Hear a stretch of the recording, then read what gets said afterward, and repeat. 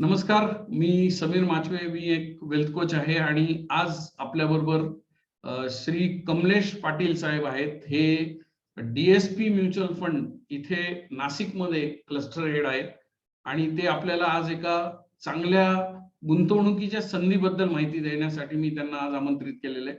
So नमस्कार, तुमचं स्वागत आहे माझ्या फिंदास मराठी चॅनलमध्ये. Kamlesh sir, Good morning, sir. Thank you so much for having us. Yes, it is our pleasure to host you. तुमचं एक brief introduction द्या for the benefit of our audience. Good morning, everyone. Good morning, listeners. माझं नाव कमलेश पाटील. मी DSP investment managers मध्ये मागच्या 10 वर्षापासून काम करत आहोत. माझा वर्क एक्सपिरियन्स बघितला तसा 15-16 वर्षाचा आहे. DSP बद्दल जर बोलायचं ठरलं, सरांनी सांगितलं, DSP ही एक 150 वर्ष जुनी ऑर्गनायझेशन आहे. DSP हे तुम्ही नाव बऱ्यापैकी ऐकलं असणार फायनान्स वर्ल्ड मध्ये किंवा इन्व्हेस्टमेंट वर्ल्ड मध्ये. DSP stands for Dharamdas Shyamaldas Prabhudas. हे फाउंडर मेंबर होते बॉम्बे स्टॉक एक्सचेंजचे. आपण जर BSE ची हिस्ट्री बघितली, आज जिथे BSE ची बिल्डिंग आहे तिथे एका वटवृक्षाखाली BSE सुरू झालं होतं. आपण बऱ्यापैकी मूव्हीज मध्ये हे ऐकलं असणार. त्या 17 मेंबर्सनी ही BSE सुरू केली होती. त्या 17 मेंबर पैकी धरमदास श्यामलदास प्रभुदास हे मेंबर होते. आत्ताची जनरेशन हेड करतात आमचे चेअरमन जे आहे मिस्टर हेमेंद्र कोठारी, ही 4थी जनरेशन आहे ह्या फील्ड मधली. DSP फक्त आणि फक्त इन्व्हेस्टमेंट्स किंवा ऍसेट मॅनेजमेंट मध्ये, आमचा दुसरा कुठलाही बिझनेस नाही. वी डोंट रन बँक और इन्शुरन्स कंपनीज और ब्रोकिंग. आमचा फक्त एकच बिझनेस आहे, इन्व्हेस्टमेंट्स मॅनेज करणं. हे DSP बद्दल आहे सर. 97 पासून म्युच्युअल फंड मध्ये आम्ही आहोत. साधारणतः 21 स्कीम्स आम्ही इक्विटी साइडला रन करतो. 1,10,000 कोटीच्या आसपास इंडियन ऍसेट्स आम्ही मॅनेज करतो. आमचे 4 पद्धतीने बिझनेस आहे. One is the active management, जे इंडियन इक्विटी म्हणतो. आमच्याकडे AI बिझनेस आहे, अल्टरनेटिव्ह इन्व्हेस्टमेंट फंड. आमच्याकडे इंटरनॅशनल फंड्स आहेत आणि रिसेंटली आम्ही ETFs मध्ये पण आलो आहोत. Okay, great. सो आता एक नवीन फंड येऊ घातलेला आहे DSPचा, DSP ग्लोबल इनोव्हेशन फंड. तर ह्याच्याबद्दल थोडीशी आम्हाला माहिती द्या आज. Right sir, thank you so much for asking this question.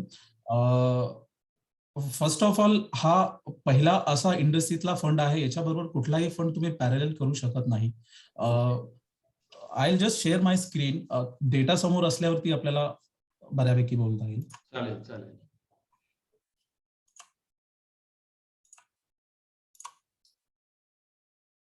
Sir, screen is visible? Yes yes. Okay sir, I would like to ask you question. हे तुमच्या समोर सिस्टीमवरती जे काही लोगोज दिसत आहेत किंवा हे जे काही ब्रँड्स दिसत आहेत, just ask your self one question. मागच्या 1 तासामध्ये तुम्ही ह्यापैकी कुठले ब्रँड यूज केलेले आहेत? If you could just answer. WhatsApp तर केलेलंच आहे. WhatsApp right, organ of your body now. Exactly. Frequently used. Facebook, yes. I saw Facebook today morning. Just checked out my business page. Amazon, yesterday I did some shopping on Amazon. I saw a movie on Netflix also yesterday. So I would say 80% of the brands I have checked out. Use करत आहोत आपण. Yes. Like we always says in equity, when we invest in equity, you, me, every investor, we should invest in such a companies which we consume daily basis. Right? You agree with that? Yes. Right? Perfect. Perfect. ह्या सगळ्या company ज्या तुम्हाला समोर दिसता आहेत, ह्या globally already listed आहेत आणि ह्या सगळ्या गोष्टींचा कन्झम्पशन आपल्या डे टू डे बेसिसवरती होत असतो. Right? Again I ask you next question is that if you want to buy a phone today, which phone will you prefer to buy? Normally Samsung or Apple. Apple, right?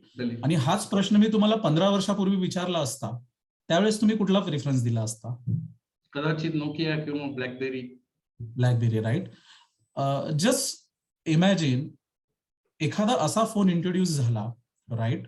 आणि you can Google it, our listeners can Google it. I can't show you this video. There is a phone by Tesla.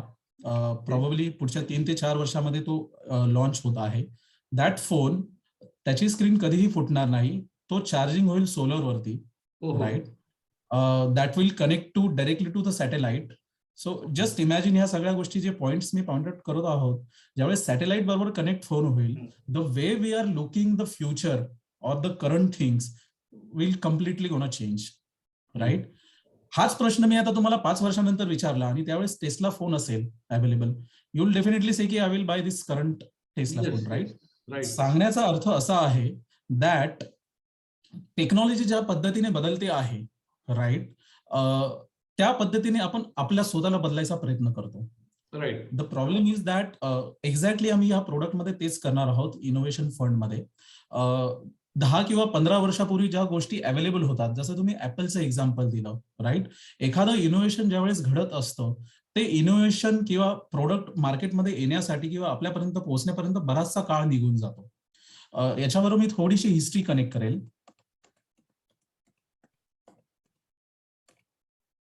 आपण जर 1800 centuries मध्ये गेलो, त्यावेळेस steam engine याचा शोध लागला होता किंवा रेल्वेचा शोध लागला होता. त्यावेळेस सगळ्यात मोठं इनोव्हेशन मानलं गेलं होतं आणि त्याचा सगळ्यात मोठा जो इम्पॅक्ट आला तो टेक्सटाईल इंडस्ट्रीमध्ये आला आणि इकॉनॉमी बूम व्हायला सुरुवात झाली. सेकंड वेव्ह जी आली इनोव्हेशनची, ती टेलिफोन, ऑटोमोबाईल आणि इलेक्ट्रिसिटी आले. सो यू कॅन इमॅजिन इलेक्ट्रिसिटीचा इम्पॅक्ट आपल्या इंडस्ट्रीवरती किंवा जगभरामध्ये किती मोठ्या प्रमाणामध्ये झाला. बॅक टू 2000 त्यावेळेस इंटरनेटचा किंवा कम्प्युटरचा शोध लागला. कम्प्युटर असणं ही त्यावेळेची सगळ्यात मोठी गोष्ट होती आणि आज आपल्या लाईफमध्ये किंवा तुमच्या ऑफिसमध्ये without computer we cannot do anything. आज शेवटची चौथी जी रेव्होल्युशन आलेली आहे, which is a digital revolution, याच्यामध्ये आज ज्या टेक्नॉलॉजीज आहेत, ब्लॉकचेन टेक्नॉलॉजी, हे सगळ्यांचा क्वेश्चन असतो, डिजिटल करन्सी काय आहेत, क्रिप्टो करन्सी काय आहेत, त्या प्लॅटफॉर्मवरती ते प्लॅटफॉर्म बनवणाऱ्या कुठल्या कंपनीज आहेत, जिओम सिक्वेन्सिंग. प्रॉब्ली आपण बऱ्याच वेळेस सोशल मीडिया किंवा कुठेतरी आर्टिकल वाचत असतो की एखाद्या सर्जरीची कॉस्ट 10 ते 15 कोटी रुपये आहे. जिओम सिक्वेन्सिंग त्याच्यामध्येच काम करतात. इन अ सिम्पल लँग्वेज, फ्युचरमध्ये आपली कुठलीही बॉडीचे ऑर्गन्स जर फेल झाले, त्याला रिप्लेस करू शकतात अशी टेक्नॉलॉजी ऑलरेडी इन्व्हेंट झालेली आहे. एक 2-3 आठवड्यापूर्वी आर्टिकल आलं होतं इकॉनॉमिक टाइम्सला, कुठल्या तरी एका फिक्स हार्ट ट्रान्सप्लांट झालं ह्युमन बिंगला, राईट. हे ज्यावेळेस बऱ्या प्रमाणामध्ये जनरल टेक्नॉलॉजीमध्ये कन्वर्ट होईल, त्यावेळेस यू कॅन इमॅजिन की कुठल्या पद्धतीने मेडिकल फील्ड चेंज होऊ शकतं. रोबोटिक्स ऑलरेडी आपण बघत आहोत, रोबोटिक्समध्ये किती इम्प्रुव्हमेंट आहेत. एनर्जी स्टोरेजमध्ये आज बघितलं, 15-20 वर्षापूर्वी आपण जे मेमरी कार्ड फोनमध्ये किंवा कम्प्युटरचा युज करत होतो, आता सगळा डेटा iCloud वरती शिफ्ट होतो आहोत. आर्टिफिशियल इंटेलिजन्स,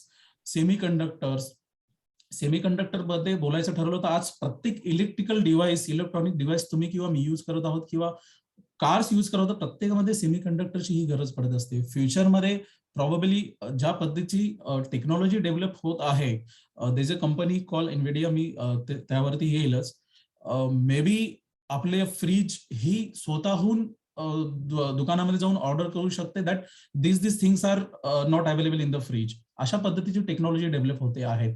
इलेक्ट्रिकल व्हेकल, 5 वर्षापूर्वी तुम्हाला आणि मला जर कार घ्यायची वेळेस त्यावेळेस इलेक्ट्रिकल व्हेकल हा ऑप्शन नव्हताच आपल्याकडे. पण आज ऑटो इंडस्ट्री जर बघितली, साधारणतः 2.5% आसपास इलेक्ट्रिकल व्हेकलचा मार्केट शेअर आहे. मग का नाही अशा गोष्टींमध्ये आपण पार्टिसिपेट करावं किंवा अशा कंपनीज किंवा स्टॉक्समध्ये इन्व्हेस्टमेंट करावं की जी फ्युचर बदलू शकतं. तसंच मेटावर्स, आज ज्या गोष्टी थ्रू आपण कनेक्टेड आहोत, it is a part of metaverse only. So are you saying that DSP Innovation Fund is going to invest in this kind of companies? Exactly, sir. Okay, that is very innovative आणि चांगली म्हणजे भयानक कल्पना आहे की असं काही विचार DSP ने केलाय. Right, thank you sir. बेसिकली हा प्रोडक्ट हा 3 पिलर वरती किंवा 3 थीम वरती काम करणार आहे. One is the dominator. जसं मी पहिल्यांदा तुम्हाला विचारलं, कुठला हे सगळे जे तुम्हाला लोगोज दाखवले ते कुठल्या कंपनीज आहेत, ऍपल, अमेझॉन, टेस्ला, नेटफ्लिक्स, ह्या सध्या करंट टेक्नॉलॉजीला रूल करता आहेत. जर आपल्याकडे कोविड आला नसता तर नेटफ्लिक्स मे बी प्रॉब्ली एवढं डीप गेलेलं नसतं. पण हे नेटफ्लिक्स ऑलरेडी मागच्या 20 वर्षापासून ग्लोबली अवेलेबल आहे, right. The way we were watching our cinemas, त्याचा कम्प्लिटली चेंज झालेला आहे बिकॉज ऑफ नेटफ्लिक्स. नेटफ्लिक्स जर तुम्ही इथे काही नंबर्स तुम्हाला स्क्रीनवरती दिसत असतील, नेटफ्लिक्सचा जर स्टॉक परफॉर्मन्स बघितला सिन्स IPO, साधारणतः 501x झालेला आहे स्टॉक्स आणि वरचा जो 18x आहे 500 पट नेटफ्लिक्स वाढलेला आहे. 18x जो आहे तो ज्यावेळेस इंडेक्स मध्ये इन्क्लूड झाला तिथल्या, नॅसडॅक मध्ये किंवा रसेल 1000 मध्ये एंट्री, त्यानंतरचा तो परफॉर्मन्स आहे. सांगण्याचा अर्थ असा की ज्यावेळेस आयपीओ येतो, नॉर्मली छोट्या कंपनीजकडे कोणी बघत नाही, राईट. आपण आपल्या इंडियन लँग्वेजमध्ये जरी बघितलं तर आपण नॉर्मली स्मॉल कॅप किंवा त्याच्यापेक्षा छोट्या स्टॉक्स मध्ये लवकर एंट्री घेत नाही ऍज अन इन्व्हेस्टर, बिकॉज इथे रिस्क जास्त असते, व्हॉलिटिलिटी जास्त असते. So we are going to find out who will be the next Netflix or who will replace the existing technology. जसं अमेझॉनचं एक्झाम्पल देतो मी. अमेझॉन आयपीओ पासून साधारणतः 2100 पट झालेला आहे. इंडेक्स मध्ये आला त्यावेळेसपासून 88x झालेला आहे. So first theme of this product is, yes sir please. Kamlesh sir, हे सगळ्या ज्या कंपनीज तुम्ही सांगतायत, पण करंटली दी इंडियन इन्व्हेस्टर जो कॉमन माणूस आहे त्याला याच्यात गुंतवणूक करण्याचं कुठलंही साधन नाहीये. ही राईट, म्हणजे लोकांना माहिती आहे की अमेझॉननी पैसे दिलेत. आता तुम्ही फिगर दाखवली 2100 पट म्हणजे खूपच जास्त आले. बट मग आपल्याला ही संधी कशी मिळू शकते अशा मोठ्या कंपन्यांमध्ये किंवा अशा मल्टिप्लाइंग कंपन्यांमध्ये गुंतवणूक करण्याची? Good question sir. So that's why we are coming with this product which is DSP global innovation fund of fund. ह्या फंडच्या माध्यमातून तुम्ही 3 थीम मध्ये इन्व्हेस्टमेंट करू शकतात investor. One is like I said dominators, जी करंट टेक्नॉलॉजीला डॉमिनेट करत आहेत. Second is एनॅबलर्स. एनॅबलर्स म्हणजे सोप्या शब्दामध्ये ज्या कंपनीज दुसऱ्या कंपनीजला ग्रो होण्यामध्ये मदत करतात. Companies like semiconductor, companies like EPAM, हे जे मी सांगितले आपण डे टू डे बेसिस वरती बारकोड स्कॅन करतो, right. Who is the company? EPAM हे बारकोडिंग करण्याचं काम करते. ह्या ऑलरेडी लिस्टेड कंपनीज आहेत. आणि थर्ड आणि सगळ्यात महत्वाचा पार्ट जो इंडस्ट्रीमध्ये पहिल्यांदा आपण प्रयत्न करत आहोत, which is a called which is young disruptor. Disruptions म्हणजे जी करंट टेक्नॉलॉजीला किंवा फ्युचर डिस्टर्ब करू शकतात अशा गोष्टी. मग याच्यामध्ये जर तुम्ही बघितलं, जसं आज आपण झूमद्वारे कनेक्ट झालेलो आहोत. पॅन्डेमिकच्या अगोदर आपल्याला झूम माहिती नव्हती, पण 2003-4 पासून झूम ग्लोबली अवेलेबल आहे. अशा कंपनीज आपण आयडेंटिफाय करण्याचं काम करूया. Roku it is a similar like Amazon Fire Stick, जे मे बी प्रॉब्ली आजचं जे नेटफ्लिक्स आहे त्याला रिप्लेस करू शकतात. ही ऑलरेडी लिस्टेड कंपनी आणि 36% मार्केट शेअर आहे ग्लोबली त्यांचा. जिओ मेडिटिंग, there is a company called CRISPR. 2019 मध्ये जीन एडिटिंग किंवा जीन इंजिनिअरिंग हा प्रकार मेडिकल फील्डमध्ये बऱ्यापैकी आलेला आहे. त्यातली सगळ्यात मोठी जी कंपनी आहे क्रिस्पर, यांना 2019 मध्ये नोबेल प्राइज पण मिळाला होता त्यांच्या इनोव्हेशनसाठी. डूरडॅश, जसं आपल्याकडे लोकली झोमॅटो आहे डोमेस्टिकली, तसंच डूरडॅश ग्लोबली अवेलेबल आहे. झिलो, टेलिडॉक बद्दल सांगायचं ठरलं, Teladoc is a virtual doctor advisory, prescription देणं. आपण कोविडमध्ये बऱ्यापैकी आपण घरात बसलो असताना बऱ्यापैकी सगळे आपले जे पेशंट्स होते किंवा तुमचे क्लायंट्स होते हे व्हिडिओ कॉलवरती डॉक्टर्सकडनं कन्सल्ट करत होते. टेलिडॉक ही 2003 पासून ह्याच बेसिसवरती काम करते. मागच्या वर्षाचा त्यांचा टर्न अराउंड बघितला तर साधारणतः 1.3 करोड व्हिजिटर्स आलेले टेलिडॉकच्या वेबसाईटवरती. त्यानंतर क्रिप्टोज मध्ये आपण आलेलो आहोत. कॉइन बेस कंपनी आहे, स्क्वेअर आहे, गेमिंग मध्ये स्किल्स आहे. अशा बऱ्याचशा थीम्स आपण आयडेंटिफाय करायचा प्रयत्न केलेला आहे आणि पोर्टफोलिओ बनवणार आहोत त्या बेसिसवरती.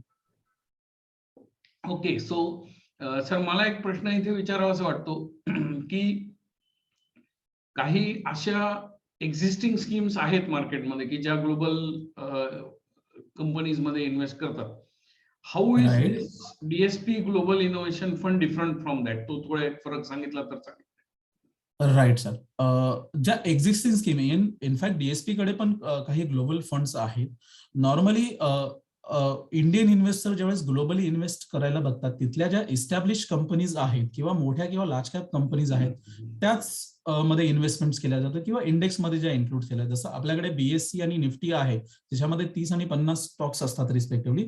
तिथे रसेल 1000 इंडेक्स आहे, तिथे 1000 स्टॉक्स एका इंडेक्समध्ये आहेत.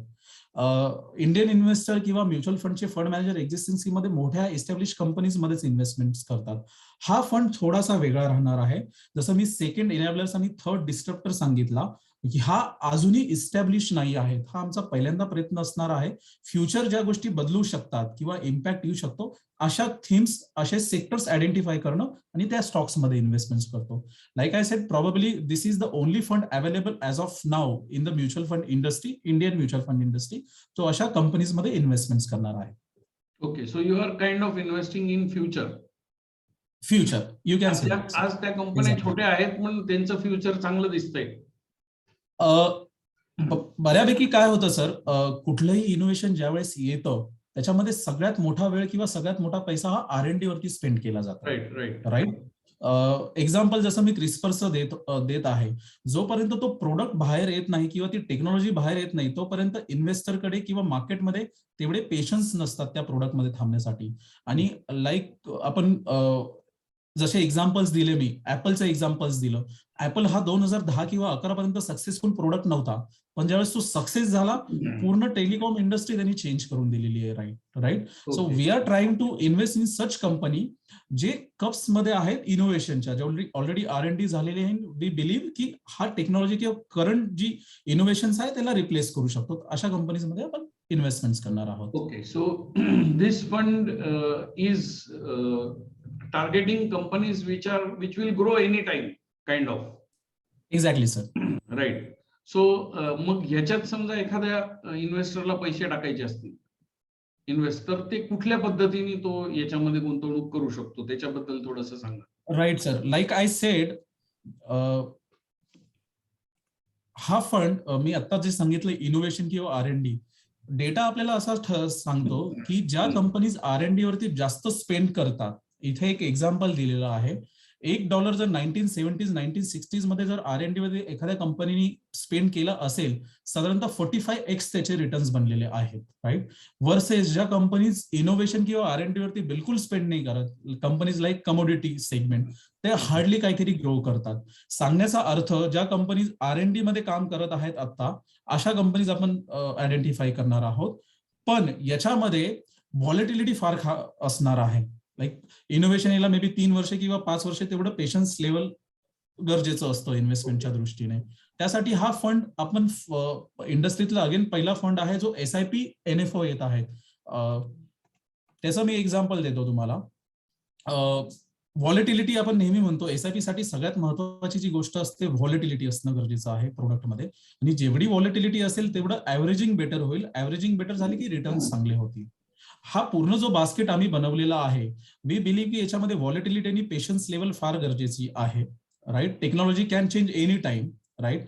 ज्या 2000, हे एक एक्झाम्पल मी तुम्हाला स्क्रीनवरती दाखवतो. ज्या 90s मध्ये अवेलेबल कंपनीज होत्या त्या 2020 मध्ये कुठेही व्हॅलिड नाही. 90s मध्ये ज्या कंपनी त्यावेळेसची टेक्नॉलॉजी रोल करत होते, सोनी झालं, मित्सुबिशी झालं, तोशिबा झालं, IBM झालं, आज तुम्ही जर ह्याच कंपनी आयडेंटिफाय केल्या 2020 ला कुठेही अवेलेबल नाही. त्यामुळे ही जी थीम आहे ही बऱ्यापैकी व्हॉलेटिलिटी असणार आहे. त्यासाठी आपण SIP रूट मध्ये रेकमेंड करत आहोत हा प्रोडक्ट. तर याचे रिटर्न्स आम्ही ज्यावेळेस पास्ट डेटा काढला हिस्ट्रीमध्ये, साधारणतः SIP रूटचा आम्ही जो बास्केट बनवलाय त्याचा 19.3% आसपास रिटर्न्स आलेले आहेत. वर्सेस निफ्टी जो आहे 15.2% आसपास रिटर्न्स दिसत आहेत. ओके. सो ज्या लोकांना ह्याच्यात गुंतवणूक करायची आहे त्यांनी ह्याच्यात SIP थ्रूच गुंतवणूक करणं अपेक्षित आहे. रेकमेंडेड SIPs आहे. लॉंग रन साठी ठेवणं अपेक्षित आहे. Of course by any mutual fund no returns are guaranteed in this case, but returns चांगले येतील ही अपेक्षा ठेवायला काही हरकत नाही. हरकत नाही sir. I will add another point here.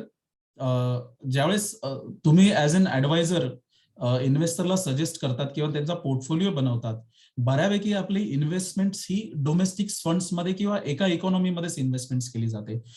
Wien we say the diversification, the real meaning of diversification is diversify your portfolio in various economy और व्हेरियस सेक्टर्स. आज डेटा असा सांगतो एम्फीचा, साधारणतः 13,000 कोटीच्या आसपास SIP बुक आहे. राईट. त्यातले फक्त 200 कोटी हे इंटरनॅशनल फंड्स मध्ये SIP थ्रू येतात. सुरुवातीला जसं म्हटलं, ज्या गोष्टी आपण कन्झ्युम करतो त्याचमध्ये इन्व्हेस्टमेंट केलेलं कधीही चांगलं. ह्या ज्या एक्झाम्पल्स दिल्या ह्या सगळ्या गोष्टी आपण डे टू डे मध्ये युज करत आहोत. राईट. राईट. तुम्ही हे बोलताना मला जाणवलं की माझं स्वतःचं देखील ग्लोबल फंड्सला एक्सपोजर नाही. So I am going to invest in this fund myself for sure. Right. So आता इन्व्हेस्टर्सचे जे पैसे येणार आहेत या फंड मध्ये, सो थोडक्यात आम्हाला हे सांगा की हे पैसे नक्की कसे मॅनेज होतील, त्याचं स्ट्रक्चर काय आहे? Right. Good question sir. So साधारणतः ह्या फंडला आणण्यामागे आम्हाला साधारणतः वर्षभर लागलं आहे. मागच्या 10 ते 11 महिन्यापासून याच्यावरती आपला बऱ्यापैकी रिसर्च झालेला आहे. Again this is the first fund in mutual fund industry जो 6 फंड मॅनेजरला पैसे मॅनेज करायला देणार आहे. हे स्क्रीनवरती तुम्हाला 6 फंड मॅनेजर दिसत आहेत जे ग्लोबली अवेलेबल आहे. आज जे प्रोडक्ट्स ग्लोबल फंड मध्ये इन्व्हेस्टमेंट्स करतात ते कुठल्या तरी एका फंड मॅनेजरवर टायअप करतात आणि त्यांना पैसे मॅनेज करायला देतात. We are not doing that in this product basically. Why? Because there are 3 different themes under this product आणि त्या थीम मध्ये जे मास्टर्स आहेत त्या फंड मॅनेजरला आपण मॅनेज करायला 15% तुमच्या 100 ₹15 साधारणतः मॉर्गन स्टॅनली इनसाइट फंड आहे त्यामध्ये देणार. हा फंड मेनली डिस्ट्रप्टिव्ह सेगमेंट्स मध्ये काम करतो. दुसरा फंड आहे निको आर्क इनोव्हेशन फंड. हा फंड सुद्धा त्याच थीम मध्ये काम करतो. साधारणतः 100 ₹30 तुमचे डिस्ट्रप्टिव्ह सेगमेंटमध्ये इन्व्हेस्टमेंट्स होणार आहेत. ब्लू बॉक्स टेक्नॉलॉजी फंड आहे जो इस्टॅब्लिश आणि एनेबलर्स कंपनी शोधण्याचं काम करतो. Black rock world technology fund आहे, हा तिन्ही सेगमेंटमध्ये काम करतो. 2 ETFs आपल्याकडे आहे. एक ETF आहे सेमी कंडक्टर, म्हणजे सेमी कंडक्टर मध्ये ज्या कंपनीज आहेत आता एक्झाम्पल दिल्याप्रमाणे त्यावरती फोकस करणार आहेत आणि आयशरचा नॅसडॅक इंडेक्स आहे त्यामध्ये इन्व्हेस्टमेंट करणार आहे. तुमचे साधारणतः पैसे कुठल्या पद्धतीने किंवा किती पर्सेंटनी कुठल्या थीम मध्ये जाते हे स्क्रीनवरती दिसत आहे. 100 ₹29 सेमी कंडक्टर्स कंपनीमध्ये जाणार आहेत. सॉफ्टवेअर कंपनीजमध्ये ऍपल झालं, मायक्रोसॉफ्ट, झूम किंवा शॉपिफाय ह्यातला 23% इन्व्हेस्टमेंट जाणार आहे. 12% साधारणतः इंटरॅक्टिव्ह मीडिया आणि इंटरनेटमध्ये जाणार आहे. गुगल झालं किंवा ट्विटर झालं. बायोटेक्नॉलॉजीमध्ये 7% जाणार आहे, जसे मी एक्झाम्पल दिलं टेलिडॉक अँड मॉडर्नाचं. ई कॉमर्स सेगमेंटमध्ये 7% जाणार आहे. फिनटेक कंपनीजमध्ये कॉइनबेक्स आणि स्क्वेअर मध्ये जाणार आहे. टेस्लामध्ये साधारणतः 3% तुमची इन्व्हेस्टमेंट असणार. अशा पद्धतीने पोर्टफोलिओ बनवलेला आहे. Okay, good. सो तुम्ही बरीच डिटेल्ड माहिती दिलेली आहे आणि आता आय होप की सगळ्यांना एक बेसिक आयडिया आली असेल की हा फंड काय आहे, कसा आहे. सो शेवटचा माझा एक प्रश्न आहे, त्याच्यासाठी मी आय विल रिक्वेस्ट यू की स्क्रीन शेअरिंग तुम्ही आता बंद केलं तर चालेल, कारण मला वाटतं unless you want to show something additional we can come to the final question. Okay, so सगळ्यात पहिले मी तुमचे धन्यवाद देतो की तुम्ही एवढी छान माहिती दिली आणि सोप्या भाषेत लोकांना कळेल असं तुम्ही बरीच इन्फॉर्मेशन दिली. सो 2 गोष्टी मला कळल्या की हा एक फंड आहे जो आपले पैसे घेऊन ग्लोबल थीम्स मध्ये इन्व्हेस्ट करणार आहे आणि लॉंग टर्म साठी याच्यात SIP मधनं आपल्याला गुंतवणूक करणं अपेक्षित आहे. सो माझा प्रश्न आता असा आहे की असे कुठल्या इन्व्हेस्टरनी याच्यात पैसे टाकावे? Who is the person who should invest आणि why should invest in this fund? मी माझं स्वतःचं एक्झाम्पल देतो सर. मी माझ्या स्वतःच्या SIPs ज्या चालू आहे, नॉर्मली आपल्याकडे इन्व्हेस्टेबल स्कीम ज्या अवेलेबल आहे साधारणतः 3 किंवा 4 मॅक्सिमम 5 स्कीम्स अवेलेबल आहेत according to my goals, right. मी आयदर फ्लेक्झी कॅप स्कीम्स मध्ये इन्व्हेस्टमेंट करतो किंवा अग्रेसिव्ह पोर्टफोलिओसाठी स्मॉल आणि मिड कॅप शोधतो. एखादा कन्झर्वेटिव्ह किंवा नियर बाय जे गोल असते त्यासाठी हायब्रिड प्रोडक्ट सिलेक्ट करतो SIP थ्रू, राईट. याच्या व्यतिरिक्त हे सगळे जे मी अगोदर म्हटले हे सगळे इंडियन इकॉनॉमीमध्ये इन्व्हेस्टमेंट होत आहेत, राईट. असा हा एक प्रोडक्ट जो पहिल्यांदा अवेलेबल आहे. डेफिनेटली आजपासून NFO सुरू झालेला आहे. तर माझी पहिली इन्व्हेस्टमेंट आज जसा कॉल संपेल तर I am going to do that investment. 100 साधारणतः 15 ते 20% अशा फंड्स मध्ये असणं गरजेचं आहे. जसं आपण सर हेल्थ केअर मध्ये म्हणतो, ज्यावेळेस तुम्ही इन्शुरन्स हेल्थ केअर मध्ये आहात, आपण हेल्थ केअरची कॉस्ट रिड्यूस करू शकत नाही, राईट. त्यासाठी तुम्हाला इन्शुरन्स असणं गरजेचं असतं किंवा अशा कंपनीज मध्ये इन्व्हेस्टमेंट करा ज्या हेल्थ केअर सेक्टरशी निगडीत आहे. मी सिमिलरली हा पॉईंट म्हणेल, आपण इनोव्हेशन प्रिडिक्ट करू शकत नाही. 4 वर्षापूर्वी झूम नव्हतं, आता झूम अवेलेबल आहे. स्कूल, जे लहान मुलं आता शाळेत जातात, शाळेचा कम्प्लिटली व्हिज्युअल्स चेंज झालेले आहेत. I and you cannot predict the future. I don't know which innovation will take over my life or change will my life. So why not to invest in such companies, such things which can change my lifestyle, right. So हा पहिल्यांदा हा product आहे and every investor should have minimum 10 to 15% allocation this kind of product through SIPs. Okay, so quickly आमच्या ऑडियन्सला हे सांगून द्या की या NFOचा पिरियड काय आहे, आपण कुठल्या तारखेपासून कुठल्या तारखेपर्यंत याच्यात इन्व्हेस्टमेंट करू शकतो? हा फंड आजपासून सुरू झाला आहे, 24 पासून. 24 ते 7 फेब्रुवारी पर्यंत फंड ओपन आहे. It is a open ended fund. There is no exit load for this product. Okay, so आणि एसआयपी फॉर्म मध्ये मिनिमम 500 पासून तुम्ही एसआयपी सुरू करू शकता. परफेक्ट. सो सगळ्यांनी या तारखांची नोंद घ्या. 24 जानेवारी ते 7 फेब्रुवारी ही विंडो आहे ज्याच्यामध्ये आपण याच्यात गुंतवणूक करू शकतो. मिनिमम एसआयपी ची अमाऊंट आहे 500 रुपये. पण 500 रुपयाची एसआयपी करू नका, नैवेद्य दाखवल्यासारखी मोठी एसआयपी करा, तर त्याच्यात काहीतरी आपल्याला मजा येणार आहे. आणि मी सुद्धा याच्यामध्ये एसआयपी चालू करण्याचा निर्णय घेतलेला आहे. It is looking to be a very good fund आणि ही थीम मला पर्सनली पटलेली आहे. आणि आज पोस्ट कोविड जे जग आहे त्याच्यामध्ये आपण इंटरनेटनी पूर्ण जगाशी जोडले गेलेलो आहे. आणि मग आपण फक्त आपल्याच देशात जर गुंतवणूक केली तर बाकीच्या देशांमध्ये जी संधी आहे गुंतवणुकीची किंवा तिथे ग्रोथची, ती आपण मिस करणार आहोत. पूर्वी कदाचित 10 वर्षापूर्वी ही संधीच आपल्याला उपलब्ध नव्हती. म्हणजे माझी जरी इच्छा असली की अमेझॉनचे शेअर घ्यावे तर the facility or the technology was not available. आणि DSP is giving this opportunity की सामान्यातला सामान्य माणूस अगदी 500,000 रुपयापासून पूर्ण ग्लोबल इकॉनॉमीमध्ये पार्टिसिपेट करू शकतो, त्याच्या ग्रोथची मजा घेऊ शकतो. So Kamlesh sir, thank you very much. I am sure आमच्या ऑडियन्सला या व्हिडिओचा उपयोग होईल. Thank you for I joining will us. end this session with a quote by Charles Darwin. Charles Darwin, scientist आणि जिओग्राफी बऱ्यापैकी आपण आपल्या हिस्ट्रीमध्ये ऐकलं असणार. What he says is that the most successful person or human species is who is change with the change, right. who is willing to adapt the change, right?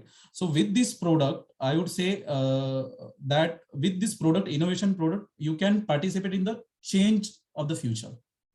Thank you so much. And Thank you so much, sir. Really well. मजा आली Thank you so तुमच्याशी much. बोलून. आणि I am sure Same here, आमच्या sir. इन्व्हेस्टर्सला ही चांगली संधी तुम्ही दिलेली आहे. धन्यवाद. Bye bye. Take care. Have an abundant You too, life. sir. Have a good day. Thank you so much. Okay, bye bye bye.